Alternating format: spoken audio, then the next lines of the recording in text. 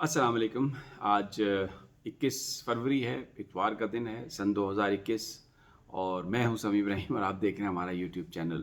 दो important issues पर बात करूंगा। एक तो जो रीजनल डेवलपमेंट्स हो रही हैं जिसमें आर्मी चीफ़ हमें एक बड़ा मेन किरदार अदा करते हुए नज़र आ रहे हैं और जो ताल्लुकात हैं उसके लिए जो नई नई विंडोज़ निकल रही हैं पाकिस्तान के लिए खुल रही हैं, उनको वो एक्सप्लोर करने की कोशिश कर रहे हैं। वो आपको बताएंगे कि क्या सिचुएशन है। दूसरा जो अहम इशू है, नौशेरा में जो तहरीक इंसाफ सीट हारी है मुस्लिम लीग नून से, उसके फॉल आउट सामने आना शुरू हुए हैं और जो लियाकत खटक साहब, परवेज़ खटक साहब के भाई थे, वो अपनी वजारत से तो हाथ धो बैठे हैं, लेकिन बड़ा जश्न मनाया उन्होंने। बड़े वहाँ पर जानवर ज़िबा किए और बड़े ढोल की थाप और भंगड़े। तो ये क्या है सब कुछ? क्या ये सिर्फ सवाल ये है कि क्या ये सिर्फ लियाकत खटक साहब का ही अपना फ़ैसला था कि वो परवेज़ खटक साहब के साथ उनके ताल्लुकात ठीक नहीं थे और उन्होंने मुस्लिम लीग नून के उम्मीदवार की हमायत की और वो जीत गए, या इसके पीछे कुछ और भी है? मैं कुछ सवालात हैं जो आते हैं जहन में, क्योंकि मैंने वहाँ पर नौशेरा में बहुत सारे लोगों से बात की, तहरीक इंसाफ के लोगों से बात की, तहरीक इंसाफ के जो मुखालिफिन हैं उनसे बात की, लियाकत खटक साहब, परवेज़ खटक साहब के जो नज़दीकी लोग हैं उनसे भी बात की, मीडिया वालों से भी बात की। तो तीन चार एक्सक्यूज़ मी, 4 5 6 चीज़ें जो हैं वो सामने आई हैं। सबसे पहले ये ठीक है कि लियाकत खटक और परवेज़ खटक साहब की आपस में पॉलिटिकल वो एक राइवलरी उनकी चल रही है, लेकिन इस सारे मामले में ऐसा लग रहा है कि कहीं ना कहीं लियाकत खटक और परवेज़ खटक साहब की एक आपस में अंडरस्टैंडिंग थी। उसकी मुख्तलिफ वजूहात है। अब सवाल ये पैदा होता है कि परवेज़ खटक साहब ने ऐसी बात क्यों की जिससे तहरीक इंसाफ को इतना धचका लगा। वहाँ पर नौशेरा की सीट जो बिल्कुल अपनी सीट थी तहरीक इंसाफ की, वो नून लीग ले गई। तो ये सब कुछ क्यों हुआ? तो एक बात जो वहाँ पर जो परवेज़ खटक के करीबी साथी कहते हैं कि 2018 के इलेक्शन से पहले वो KPK के वज़ीर आला थे परवेज़ खटक साहब, और बहुत ही बाइख्तियार वज़ीर आला थे। मैनूवरिंग के, मैनिपुलेशन के वो बादशाह समझे जाते हैं। लेकिन 2018 के इलेक्शन के बाद उन्हें वफाक में जब लाया गया तो एक अंडरस्टैंडिंग साइलेंट सी कहीं ना कहीं मौजूद थी कि उनको वज़ीर दाखिला बनाया जाएगा, लेकिन उनको वज़ीर दिफा बना दिया गया। अब वज़ीर दिफा जो है, सियासतदान उसको एक डमी पोस्ट समझते हैं। पीपल्स पार्टी ने हमेशा वो जो सर्विस ग्रुप वाले थे, चौधरी साहब उनको, चौधरी अहमद मुख्तार साहब को वजारत दफ़ा दिए रखी। उससे पहले वो जो सिंध से एक उनके MNA थे, उनको उन्होंने दी हुई थी वजारत दिफा। तो वजारत दिफा जो है वो, उसको कोई बड़ा बहुत ऐसी वजारत नहीं समझा जाता जो हमारे सियासी असर और रसूख वाले जो लोग हैं वो समझें कि आप कोई काम करवा सकते हैं, क्योंकि डिफेंस की मिनिस्ट्री, अब डिफेंस ऑलमोस्ट इंडिपेंडेंट ही है अमली तौर पर। आर्मी चीफ या जो सर्विसेज चीफ हैं उनको क्या मिनिस्टर ऑफ डिफेंस उनसे कह सकते हैं? फिर ख़ास तौर पर जो सेक्रेटरी डिफेंस होते हैं वो भी कोई रिटायर्ड जर्नैल होते हैं, वो भी अपने वज़ीर की बात नहीं सुनते। अभी पिछले 2 ढाई साल में आप देख लें तो परवेज़ खटक साहब ने कितनी दफ़ा आर्मी चीफ से मुलाकात अलहदा की है और कितनी दफ़ा उनको डिफेंस वालों ने कोई ब्रीफिंग दी है। तो अमली तौर पर आप एक खुडे लाइन लग जाते हैं जब आप वज़ीर दिफा बन जाते हैं। तो फिर उसके बाद जब मामला आया तो आपने शेख रशीद साहब को बना दिया वज़ीर दिफा। अब परवेज़ खटक साहब की एक 2-3 हफ्ते पहले एक वीडियो आई थी जो वहाँ पर तकरीर करते हुए उन्होंने कहा था कि इमरान खान भी मेरी वजह से वज़ीर आज़म है, मैं अगर चाहूँ तो वज़ीर आज़म नहीं बन सकते। फिर उसके बाद में उसकी तरदीद भी आई। तो परवेज़ खटक साहब के दिल में एक चीज़ खटक रही है कि उनको खुडे लाइन लगा दिया गया मरकज़ में। हालांकि इस वक्त KPK में उनको मुकम्मल कंट्रोल है। महमूद खान साहब जो वज़ीर आला हैं वो उनके साथ हैं और उनकी बात मानते हैं। अब पिछले दिनों कुछ जो डेवलपमेंट्स हुई हैं उसमें आतिफ खान और उनके साथी जो थे वो, उनको वजारत से निकाल दिया गया था। उन्होंने एक तरह से रिवोल्ट किया था, वो भी परवेज़ खटक का मुखालिफ कबीला था। लेकिन अब क्योंकि सेनेट का इलेक्शन आ रहा है तो इमरान खान साहब ने तमाम फ्रीकैन को ये कहा कि मिलकर आपने काम करना है। तो महमूद खान से भी मुलाकात करवाई उनकी, और अब इस बात का भी इम्कान है कि वो हो सकता है वजारतों में भी आतिफ वापस आ जाए। ये बात जो है یہ بھی کوئی پرویز خٹک صاحب کو کوئی زیادہ پسند نہیں ہے، کیونکہ ان کا جو معاملہ ہے وہ بڑا ایک سیدھا سیدھا معاملہ ہے، وہ ان افیکٹو ہیں، اور وہ اس وقت وہ اور مینیپولیٹر وہ بہت بڑے ہیں. تو وہاں پر جو اصل جو واقعہ ہوا وہ لیاقت خٹک صاحب کے صاحبزادے ہیں، احد صاحب. وہ وہاں پر تحصیل کونسل کے چیئرمین بھی رہے ہیں پہلے. وہ اس سیٹ کا وہ اس کو لینا چاہتے تھے. اب پرویز خٹک صاحب کا اپنا بیٹا بھی ہے جس کو وہ پالیٹکس میں وہ چاہ رہے تھے کہ یہ سیٹ اس کے پاس جائے. تو جب یہ معاملہ بگڑا، اب دونوں کزنز کے درمیان جب یہ سارا معاملہ ہوا، تو پرویز خٹک صاحب نے یہ کیا کہ انہوں نے جمشید صاحب جو جن کا انتقال ہوا، جن کے انتقال کی وجہ سے یہ نشست خالی ہوئی تھی، ان کے صاحبزادے کو ٹکٹ دے دیا وہاں پہ.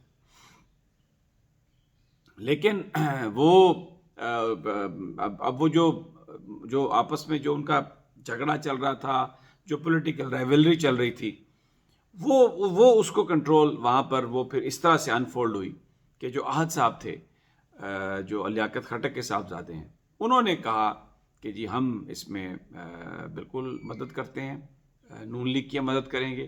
اب اس کی ایک وجہ یہ بھی ہے کہ یہ کہا گیا تھا کہ جو آپ آزاد چھوڑ دیں، جو یعنی سیٹ جو ہے اگر کوئی کسی کے ساتھ بھی جانا چاہے تو آپ اس کو یعنی آزاد کر دیں، جو ناظمین ہیں کہ وہ جہاں پر بھی جس طرف بھی وہ جانا چاہیں. تو لیاقت خٹک صاحب اور ان کے ساتھی یہ کہتے ہیں کہ یہ بنیادی طور پر ایک انڈرسٹینڈنگ تھی، اور اگر انہوں نے مخالفت کی ہے تو وہ تحریک انصاف کی اس پالیسی کے تحت انہوں نے وہ ووٹ دیے نون لیگ کے امیدوار کو، کہ جو مرکزی قیادت تھی اس نے مقامی لوگوں کو آزاد کر دیا تھا کہ آپ اپنی مرضی سے جوڑ توڑ کر کے آپ ووٹ دیں. تو احد صاحب نے جو نون لیگ کے امیدوار ہیں ان کو ووٹ دیا، ان کے ساتھ وہ الیکشن لڑے، پی ٹی آئی کی جو ورکرز تھے کھلے عام انہوں نے ان کو ووٹ دیے. تو یہ جو فیصلہ تھا، یا تو مرکز سے یہ ہدایت ہوتی کہ آپ نے بالکل یہ کام نہیں کرنا، اور ڈسپلن کی آپ نے خلاف ورزی نہیں کرنی، جو ٹکٹ ہے اسی کو سپورٹ کرنا ہے، تو پھر تو ہم یہ کر دیتے. ایسی کوئی بات نہیں تھی. پھر بھی لیاقت خٹک صاحب یہ کہہ رہے ہیں کہ میں عمران خان صاحب سے آج بھی ملنے کا خواہش مند ہوں، میں پی ٹی آئی میں ہوں، پی ٹی آئی کا تھا، پی ٹی آئی میں رہوں گا، لیکن مجھے وہ ایک ملاقات کا موقع دیں جس میں میں یہ ساری چیزیں انہیں ایکسپلین کر سکوں. تو ہو سکتا ہے عمران خان صاحب لیاقت خٹک صاحب کو سن لیں، ان کو سننا بھی چاہیے، کیونکہ یہ پرویز خٹک صاحب کے صاحبزادے اور لیاقت خٹک صاحب کے صاحبزادے اور ان کی آپس کی جو رائیولری تھی اس نے تحریک انصاف کو ایک بڑا دھچکا پہنچایا. لیکن ٹھیک ہے، اس سے ایک سبق سیکھنا چاہیے، اور بجائے اس کے کہ آپ وزارت سے نکال دیں پھر پارٹی سے نکال دیں، اگر وہ لوگ اتنے طاقتور ہیں پولیٹیکلی اور آپ کے ساتھی ہیں کہ آپ کو الیکشن ہرا سکتے ہیں پارٹی کو، تو ان کو ناراض کرنا مناسب نہیں. جبکہ آپ نے ایک پہلے یہ بات کہہ بھی دی ہے کہ مقامی طور پر جس طرح چاہیں آپ فیصلہ کر لیں. بہرحال لیٹ سی کہ کیا ہوتا ہے. آئی ہوپ کہ خان صاحب اس حوالے سے کوئی ایسا فیصلہ کریں گے جس سے پارٹی کو مزید نقصان نہ پہنچے. اب آ جاتے ہیں جناب دوسری طرف. آرمی چیف ایک بڑی روبسٹ اور بڑی زبردست ڈپلومیسی کر رہے ہیں.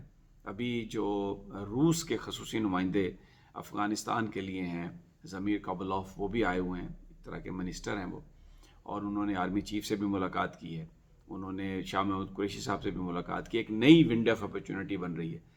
امریکہ نے طالبان کا جو معاہدہ تھا اس کو ہولڈ کر لیا کہ جی ہم اس کو ریویو کر رہے ہیں، دیکھیں گے کہ کیا ہوگا. اس پہ رشیا نے جمپ ان کیا ہے، کیونکہ وہاں پر ایک بددلی پھیل گئی ہے افغانستان میں، اور ایسا لگ رہا ہے کہ یہ جو ساری نیگوسیشنز ہوئی وہ کہیں ضائع نہ ہو جائیں، کہیں دوبارہ جنگ نہ شروع ہو جائے. تو انہوں نے رشیا نے آ کے کہا ہے کہ جو افغانستان، پاکستان اور رشیا، اس کے ساتھ چائنا، ان سب کے ساتھ مل کر تو انہوں نے کہا ہے کہ اس کو ری نیگوشیٹ کر لیتے ہیں اس ساری ڈیل کو. تو یہ ایک بڑی ونڈو آف اپرچونٹی ہے پاکستان کے لیے، کیونکہ رشیا میں تھوڑا سا اسکیپٹسزم ہے پاکستان کے حوالے سے، کہ یہ بہت ہی پرو امریکن بیوروکریسی بھی، اور فورسز کے اندر بھی، جوڈیشری کے اندر بھی، ہر طرف امریکہ کے جو انفلوئنس والے لوگ ہیں. تو وہ رشیا کے ساتھ کوئی بھی جو پاکستان کا ایک قریبی جو رول بننے لگتا ہے تو اس میں آ کے وہ رکاوٹ ڈال دیتے ہیں.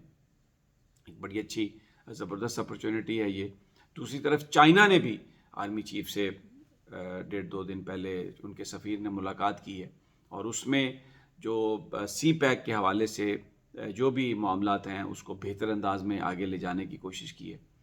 تو یہ پھر ایک خبر جو یہ بھی آ رہی ہے کہ جرمنی نے انڈیا کو ہتھیار بیچنے سے معذوری کا اظہار کیا. انہوں نے کہا کہ یہ جس طرح سے کشمیر میں ظلم ہو رہا ہے وہاں پر بھارتی فوج غیر ذمہ داری کا مظاہرہ کرتے ہوئے وہاں پہ لوگوں کو جس طریقے سے بھون رہی ہے، قتل کر رہی ہے اور اسلحہ وہاں پر استعمال کر رہی ہے، تو جرمنی از ناٹ کمفرٹیبل کہ وہ ان کو یہ اسلحہ ان کو دیا جائے.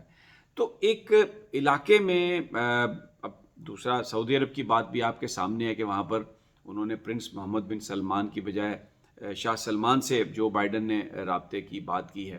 اور بہت سارے جو ایریٹنٹ ہیں وہ ختم تو کیے ہیں سعودیز نے، قطر سے تعلقات بنا لیے ہیں، ریوائیو کر لیے ہیں. یمن کے اندر بھی وہ جنگ بندی کی صورتحال چاہ رہے ہیں، وہ کہہ رہے ہیں کہ بالکل ٹھیک ہے. تو ایک ایسی ونڈو آف اپرچونٹی نکل رہی ہے پاکستان کے لیے کہ جس میں پاکستان چائنا کے ساتھ اپنے تعلقات بہتر رکھ سکتا ہے، رشیا کے ساتھ ہم ایک نئے ریلیشن شپ میں انٹر ہو سکتے ہیں. کیونکہ جو رشین پریزیڈنٹ ہیں مسٹر پیوٹن، وہ یہ کہتے ہیں کہ میں صرف فوٹو آپ کے لیے نہیں آنا چاہتا، اگر کوئی ایک ڈیولپمنٹ ہو رہی ہے رشیا اور پاکستان کے بیچ میں تو وہ پاکستان کے ساتھ مل کر کام کرنے کے لیے تیار ہیں. اور اب ٹائم ہے کہ آپ اس اسکیپٹسزم کو ختم کریں. اب یہ ٹائم ہے کہ آپ جو اسٹریٹجک شفٹ ہے اس کو حقیقی معنوں میں آپ مٹیریلائز کریں. اور چائنا، رشیا، پاکستان اور اس خطے میں جو دوسرے ممالک ہیں جن میں ایران بھی شامل ہے، جن میں ٹرکی بھی شامل ہے، یہ سارے کے سارے مل کر اگر ایک نئی شروعات کریں تو یہاں پر اس خطے میں بڑی بہتری آ سکتی ہے. جیسے جیسے اپڈیٹ آئے گی میں آپ کے ساتھ انشاءاللہ تعالیٰ اسے شیئر کروں گا. اپنا اور اپنے ساتھیوں کا خیال رکھیے. مجھے اجازت دیجیے اگلی ویڈیو تک. انشاءاللہ جلد ملاقات ہوگی. اللہ نے کے